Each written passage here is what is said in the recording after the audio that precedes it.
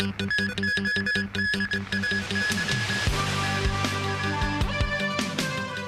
Li Qiang says China will continue to expand market access. More protests in the city against some U.S. politicians' proposed sanctions against Hong Kong officials and judges. And U.S. Secretary of State Antony Blinken says a ceasefire in Gaza right now allows Hamas to regroup and attack again.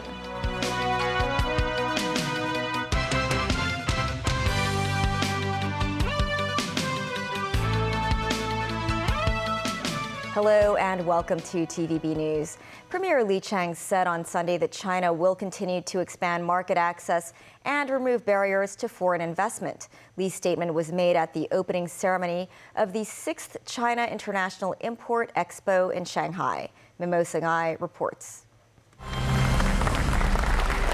The 6th-day annual China International Import Expo, or CIIE, an event focused on the import of foreign goods, was launched in Shanghai today. The ceremony was kicked off by a letter from President Xi Jinping, delivered by Vice Premier He Lifeng. In his letter, Xi said the recovery of the world economy lacks momentum and needs the cooperation and solidarity of all countries. Xi added China will always provide important opportunities for global development.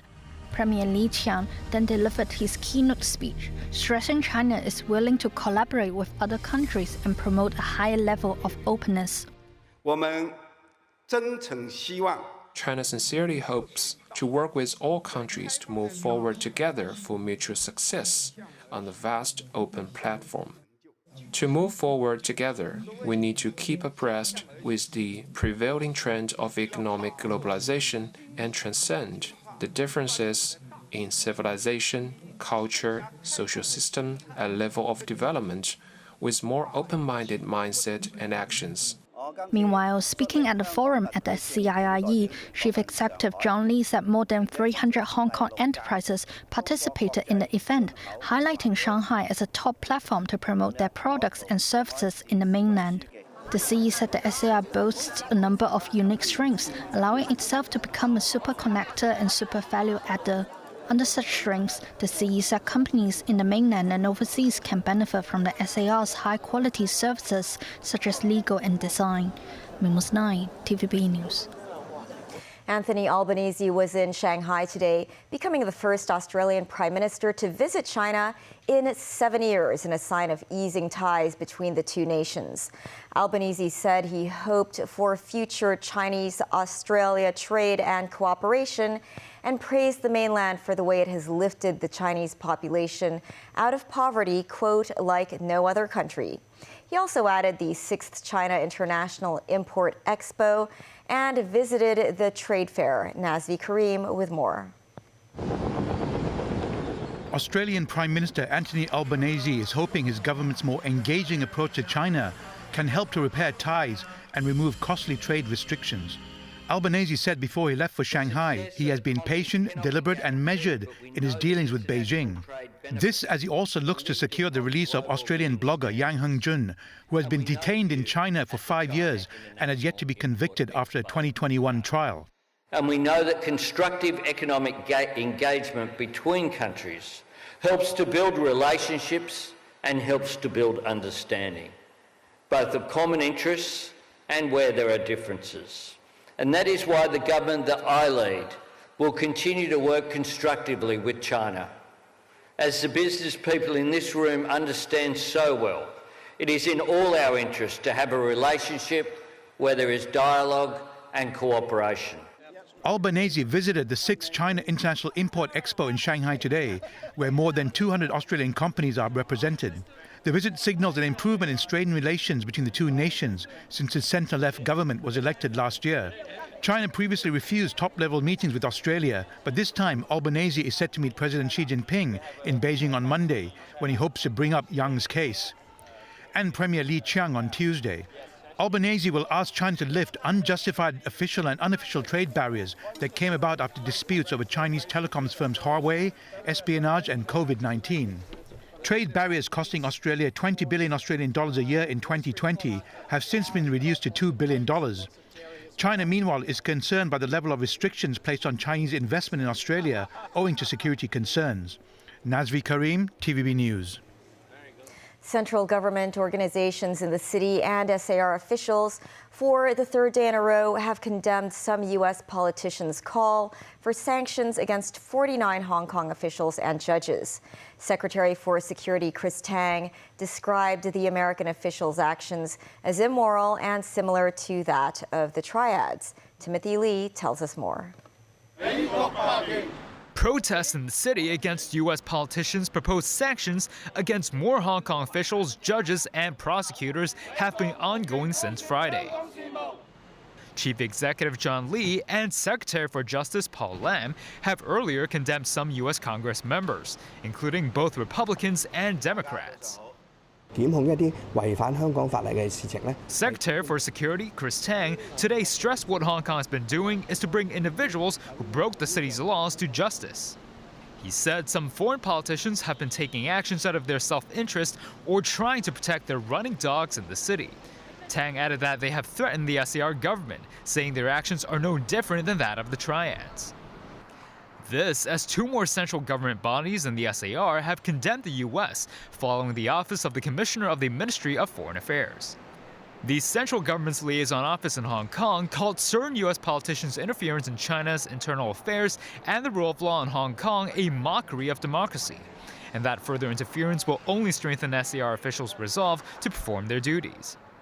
The Office for Safeguarding National Security said Hong Kong's judiciary makes just decisions according to the law, and stated it will continue to firmly support the SAR.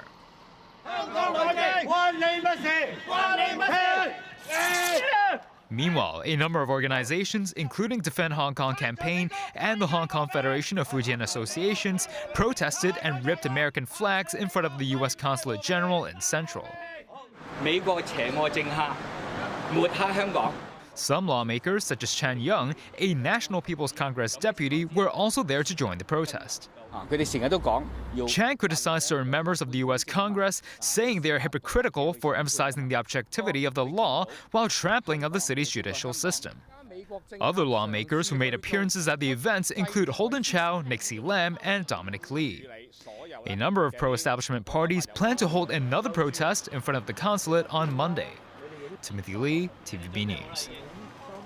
Secretary for Security Chris Tang said today that authorities must focus on espionage activities in national security legislation under Article 23 of the Basic Law. Tang's comment came after the chief executive stated in his recent policy address that Article 23 legislation work will be completed next year. Speaking on a radio program today, the security chief said the public should be aware of espionage activities going on in the city after the 2019 social protests. Tang added the public should not worry about the legislation making an impact on their daily lives. Overseas, Israeli warplanes struck refugee camps in central Gaza, leaving dozens dead and many more injured, according to Palestinian officials. Israel has vowed to continue its month-long offensive in response to Hamas's attack on Israeli soil on October 7th that reportedly killed 1,400 people. Despite global protests calling for an end to the bombing campaign on Gaza, the United States says any ceasefire would allow Hamas to regroup and attack again. Nazvi Karim has more. Mayhem at the Nusayrat refugee camp after an Israeli airstrike. 7 people from a single family were reportedly killed and 5 injured in the central Gaza camp. In the nearby Meghazi camp, Palestinian officials say more than 50 were killed, mostly children, and many were severely injured in another Israeli strike on Sunday. Israel had admitted to a Friday bombing of an ambulance convoy taking wounded people from Al-Shifa hospital to the Rafah border crossing into Egypt. Israel said the convoy was carrying Hamas operatives and that they do not target civilians. United Nations Secretary General Antonio Guterres, the World Health Organization and others have condemned the attack. This as another weekend of global protests saw hundreds of thousands of people come out in support of an end to Israel's bombardment of Gaza. In New York, Washington, France, Germany, Romania, Indonesia, Latin America and other places, crowds demanding an end to the war. Since October 7th, Gaza has been subject to a siege in which a fraction of the aid needed is allowed in, with 2.3 million people struggling for food, water, medical supplies, and are in constant fear of airstrikes. Nazvi Karim, TVB News. U.S. Secretary of State Antony Blinken has made his first visit to the West Bank since the war started. Blinken spoke with Palestinian President Mahmoud Abbas. Abbas says there must be a, quote, immediate ceasefire. Blinken has appeared to achieve little in the way of a humanitarian pause in the conflict from trips to Israel and Jordan. In Amman, Arab foreign ministers pushed the U.S. to convince Israel to withdraw from Gaza, but Blinken told them a ceasefire would give Hamas time to regroup. David Garrett reports. The U.S. president has been pushing for a pause in the fighting.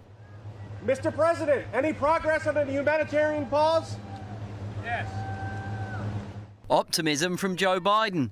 As he headed to the car, he was asked if his backing of Israel was tantamount to supporting a Palestinian genocide. Biden sent Antony Blinken on another tour of the Middle East to try to help broker a pause in fighting. The Secretary of State didn't appear to share Biden's confidence as he sat with Arab foreign ministers.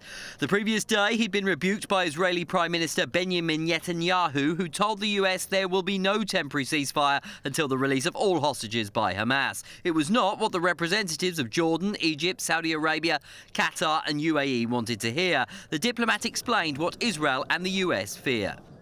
It's our view that a ceasefire now would simply leave Hamas in place, able to regroup and repeat what it did on October 7th.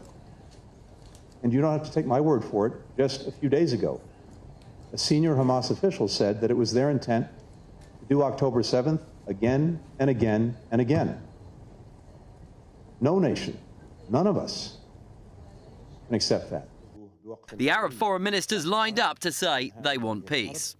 We need to get our priorities straight. Right now we have to make sure the war stops. Right now we have to make sure that we bring in sufficient, if enough food and water and medicine and fuel to Gazans, because with every minute of delay, a child or a woman or an elderly is dying because they don't have access to these basic services. It is the international community's responsibility always to seek the cessation of hostilities and not to promote the continuance of violence, military activity that has a very dire impact. Later, Blinken took a similar message to Jordan's King Abdullah II. Abdullah called for an immediate humanitarian truce. Next, Blinken moves on for a two-day trip to Turkey.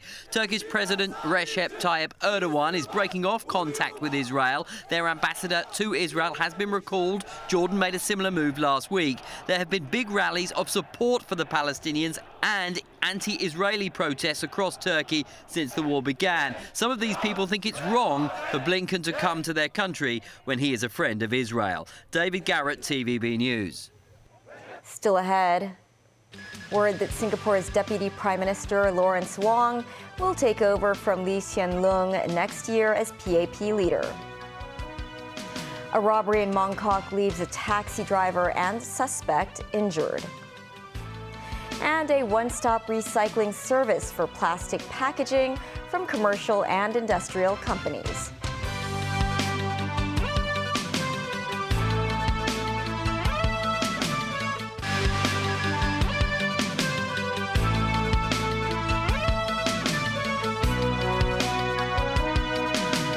Welcome back to TVB News. Singapore Prime Minister Lee Hsien Loong said today that Deputy Prime Minister Lawrence Wong will take over from him next year as People's Action Party or PAP leader. Lee, the son of Singapore founding father Lee Kuan Yew, said the handover will take place after the PAP's 70th anniversary in November next year and 1 year before elections. With the PAP widely expected to continue dominating elections, Wong is likely to become Singapore's next prime minister. He would be the fourth premier to lead the Asian financial hub since its independence in 1965. Wang is also the Secretary General of the PAP, which has ruled the island nation since 1965.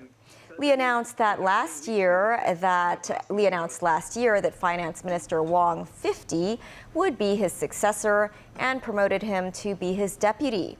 Wang was catapulted into the political spotlight as co-head of the government's COVID-19 task force at the height of the pandemic, where he has mostly won praise for his handling of the virus. We are also taking Secretary for Development Bernadette Lin said the government would streamline the prosecution procedure for unauthorized building works in Hong Kong and tighten the relevant enforcement actions. She also explained her bureau's position on the recent unsuccessful sale of government land by public tender. Jackie Lin reports. In the wake of the exposure of widespread illegal structures at Reho Peninsula in September following heavy rainstorms, the government is planning to extend the declaration system of minor illegal structures at village houses in the new territories to urban areas. The idea is that homeowners won't be prosecuted if they conduct professional inspections of minor unauthorized building works every 5 years. Speaking to TVB News, Secretary for Development Bernadette Lin said this will help prioritize the handling of a backlog of cases numbering tens of thousands. Those minor cases won't be left unattended to. We will have to make sure that the relevant owners and the professionals helping them will do a proper reporting after assuring us of the safety. So definitely the direction is to tighten and not to make things more lenient. Minor illegal structures include laundry racks, air conditioners, and some small enclosed balconies, but the mechanism should be more stringent than that for the village houses, Lin said. The government will also review laws that restrict the entry of the buildings department officers into houses suspected of having illegal structures. Lin also commented on the recent failed tendering on government lands. Any concern that it would impact the residential plot supply in the future? We are not too concerned because right now the economy is not in a very upbeat situation. From our previous experiences, when we roll out the site again in a few months' time, we are often successful with the tenders. That's when the developers' valuers and government's valuers met in their assessments of the land price. The tender process is like a tango. It takes two to tango because when we tango, when we dance, sooner or later you will meet, you will do a better dance. While some scholars suggested disclosing more details about the government's reserve price or its range to facilitate the tendering process, that's a resounding no-go from Lin. Not even a range. Reserve is a reserve. It's something for the government to protect our baseline, to protect our revenue. On concerns over the possible development on wetlands for the northern metropolis. We do not go after numbers or land areas. We have to achieve X hectares of land for conservation. This is not something we are going for. We are after quality conservation. Jackie Lin, TVB News. In other news, a taxi driver was robbed of $4,500 by two men posing as passengers and armed with scissors in the early hours of today. While the robbers were fleeing the scene, the cabbie tried to stop them, accidentally ramming his vehicle into the gate of a store.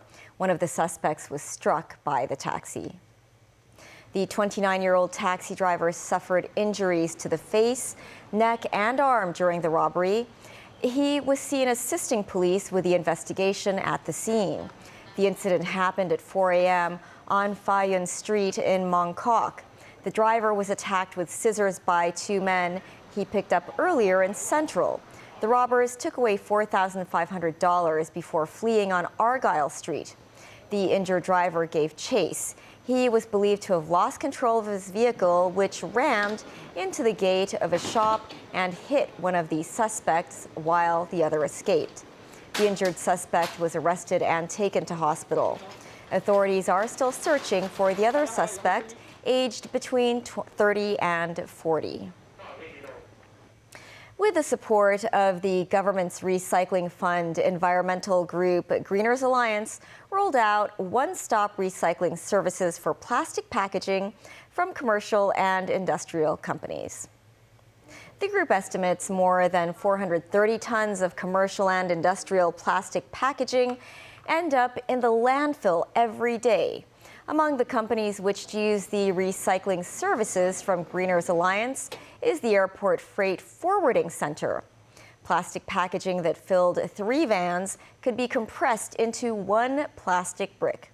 The airport facility's plastic recycling volume was up from 296 kilograms in May when they first joined the scheme to 869 kilograms in September.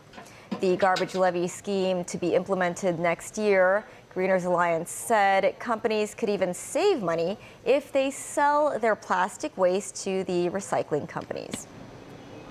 That is the news. Thanks for watching. Bye for now.